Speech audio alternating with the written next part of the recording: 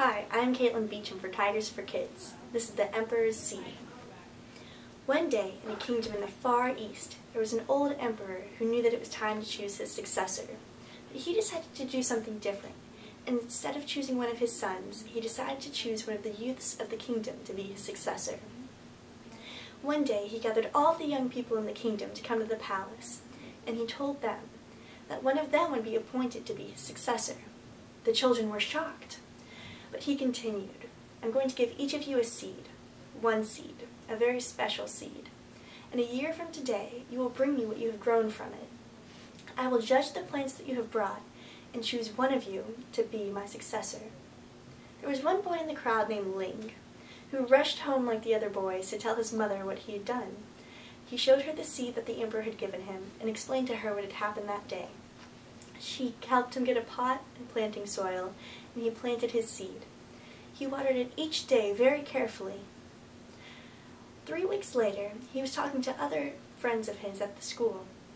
They were talking about the plants that they had grown, and the flowers and the trees.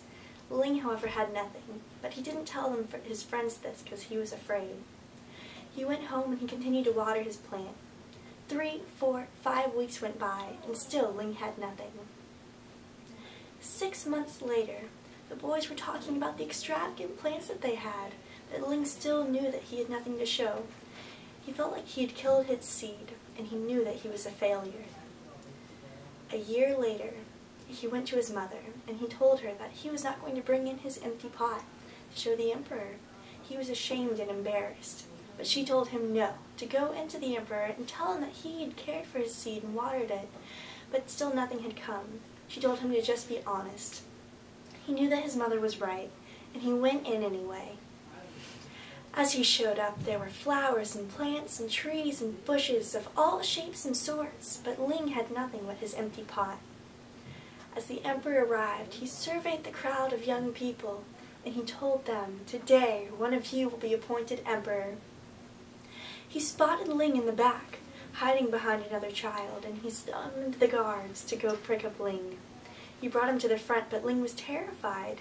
He knew that he had nothing to show, and he was afraid the emperor would have him killed for failing. The emperor, when he showed up, asked Ling what his name was, and he said, "I'm Ling."